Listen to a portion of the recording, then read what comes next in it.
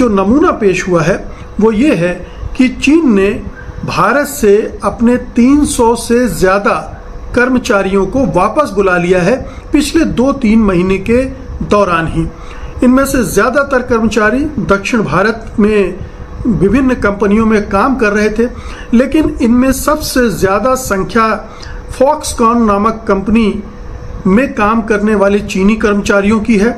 आप सब जानते हैं कि फॉक्सकॉन एप्पल का जो सबसे बड़ा आईफोन निर्माता है।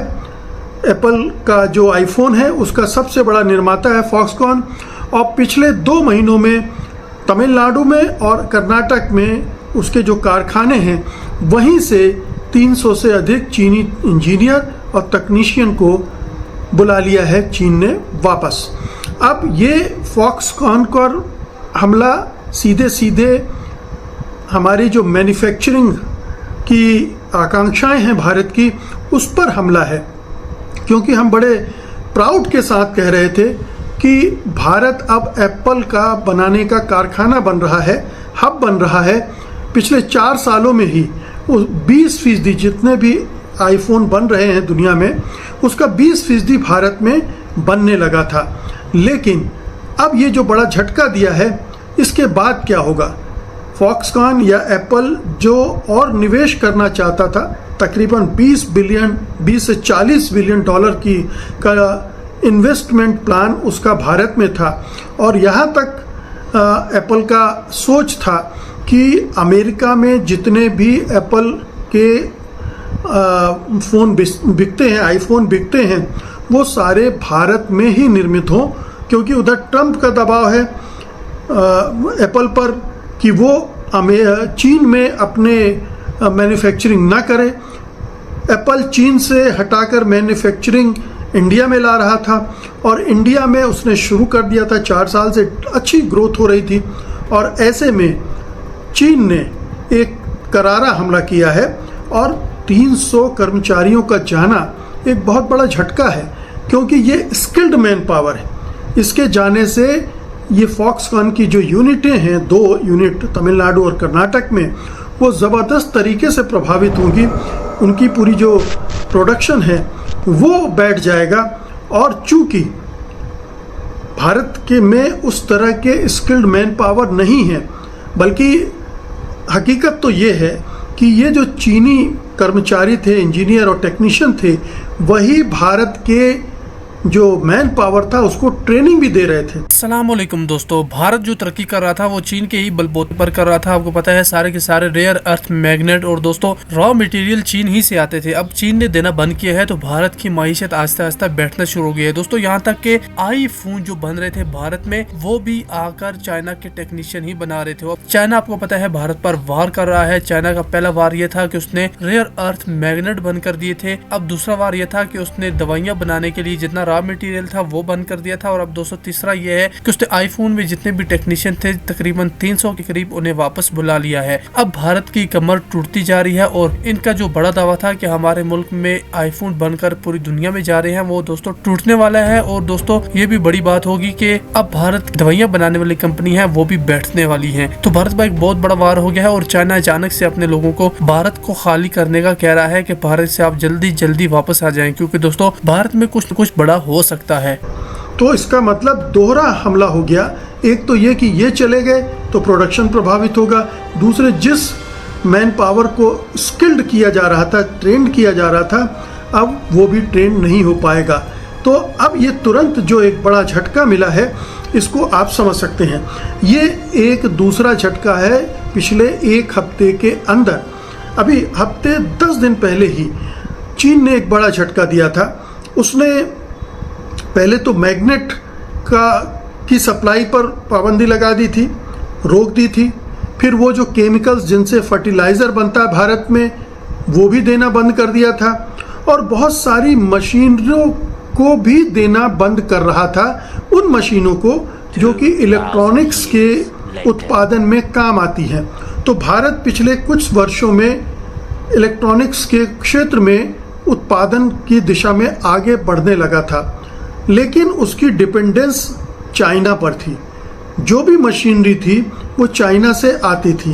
अब अगर चाइना वो मशीनरी नहीं देगा तो क्या होगा। और इवन फॉक्सकॉन भी जो मशीनरी का इस्तेमाल करता था, मैन्युफैक्चरिंग उपकरणों का इस्तेमाल करता था, वो भी चीन ने रोक दिए हैं। तो ये पूरा एक खेल जो ऐसा है वो एक बड़े झटके की तरह भारत के पर आया है। और इस झटके को इस तरह से देखा जाना चाहिए, देखा जा रहा है कि भारत को मैन्युफैक्चरिंग हब बनने से कैसे रोका जाए, ये चीन की रणनीति दिखती है। क्योंकि जिस तरह से ट्रंप के साथ या अमेरिका के साथ चीन का ट्रेड वार चल रहा है, उसमें भारत को एक अपॉर्चुनिटी दिख रही थी कि ट्रंप अपने देश की कंपनियों से और यूरोप की भी दूसरी कंपनियों से पर दबाव डाल रहे हैं कि वो चीन में मैन्युफैक्चरिंग ना करें। यहाँ तक कि एलन मस्क को भी उन्होंने कहा है कि आप चीन में प्रोडक्शन मत कीजिए, जबकि एलन मस्क की टेस्ला कारों के बहुत सारे पार्ट्स चीन में बनते हैं और उस पर उसकी बहुत ज़्यादा डिपेंडेंस है। और जब से ट्रंप ने ये शुरू किया है, उनको बड़ी दिक्कत पेश आ रही कि वो अपना प्रोडक्शन कैसे आगे बढ़ाएंगे। तो जब अपने ख़ास दोस्त के पीछे वो पड़ सकते हैं, और एप्पल के मालिक को तो उन्होंने हड़का ही दिया है कि हम अमेरिका में केवल उन्हीं एप्पल फ़ोन को बिकने देंगे जो अमेरिका में प्रोड्यूस होंगे।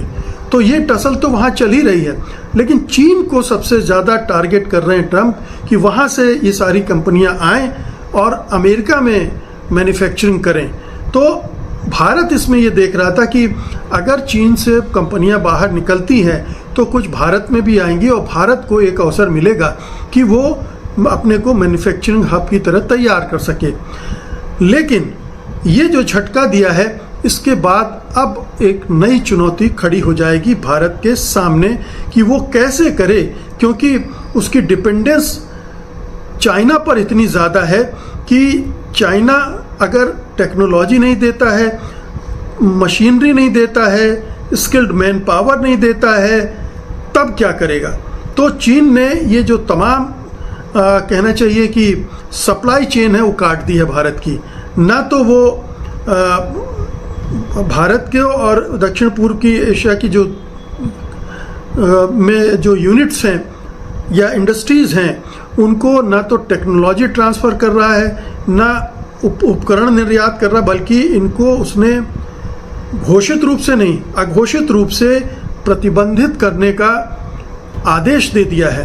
तो वो अपनी मैन्युफैक्चरिंग सुपीरियरिटी बनाए रखना चाहता है। ये समझ में आता है कि कोई भी देश अपनी जो ताकत है उसको क्यों छोड़ना चाहेगा। वो क्यों चाहेगा कि उसका कोई प्रतिद्वंदी बाजार में खड़ा हो, और ख़ास तौर पर उसका पड़ोसी देश जो कि जिसके साथ उसके 36 के आंकड़े हैं, जिसके साथ उसका टकराव बना रहता है, तो वो भारत को मजबूत होने क्यों देगा।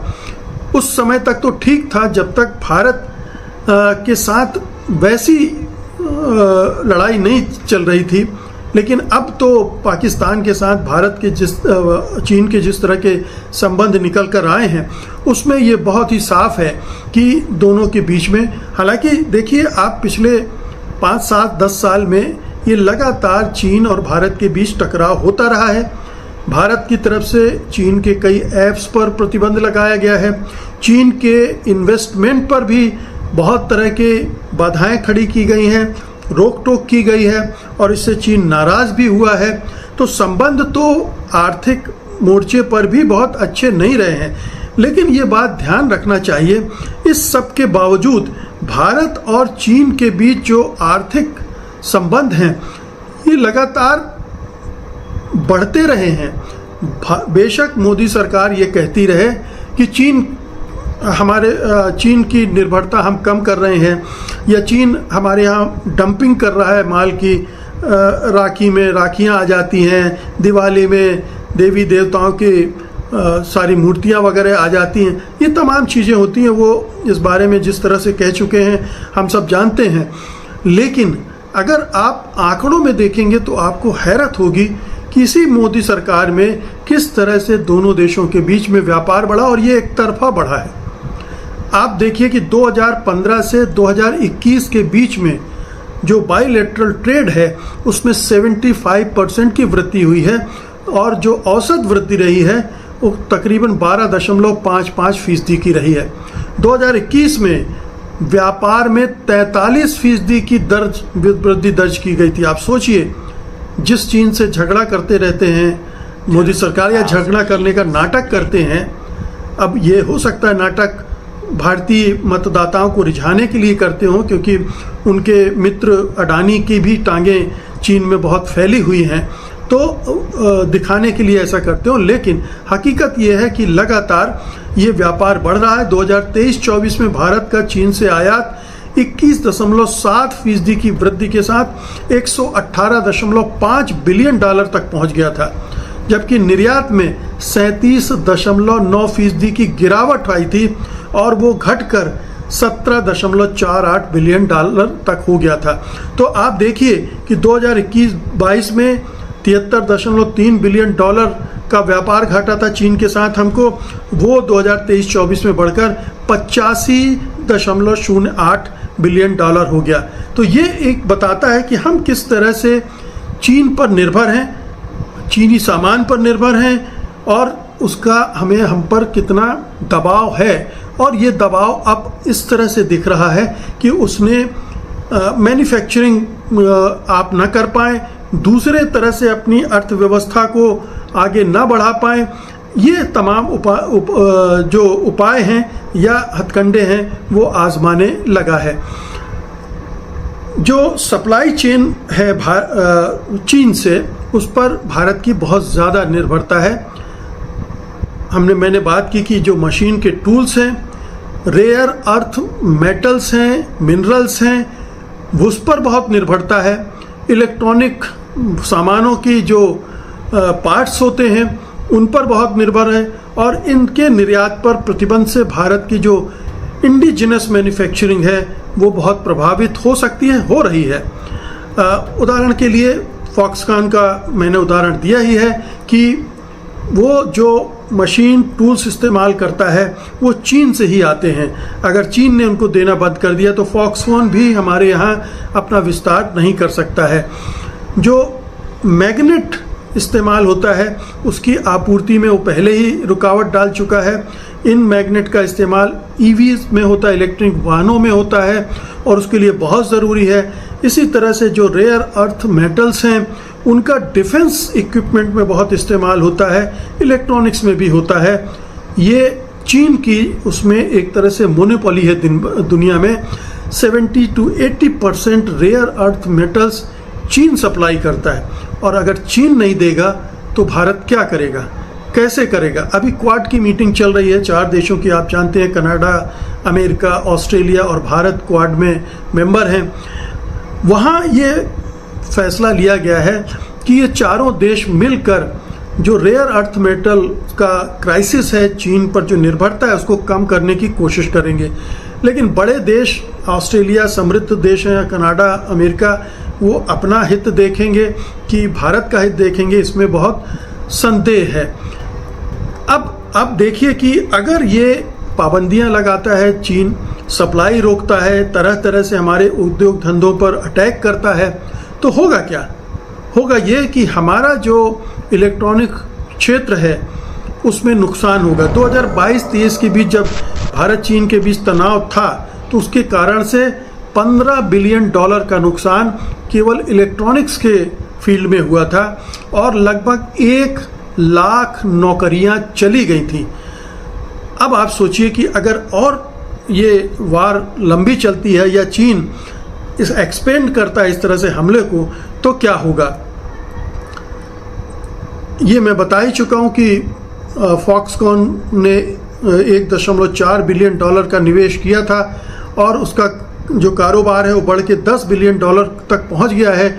लेकिन अब अगर उसको टूल्स नहीं मिलते हैं, स्किल्ड मैन पावर नहीं मिलता है, तो ये व्यापार भी नीचे चला जाएगा।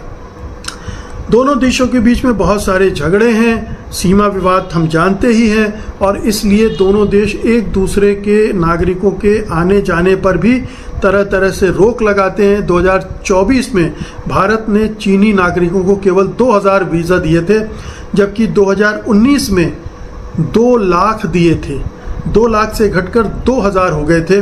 और चूंकि आप चीन के डोमिनेंस नहीं चाहते हैं तो आपने ये किया, लेकिन अगर चीनी आएंगे नहीं तो हमारा मैन पावर कैसे ट्रेंड होगा, कौन ट्रेंड करेगा, इसका अभी तक कोई जवाब मोदी सरकार नहीं ढूंढ पाई है।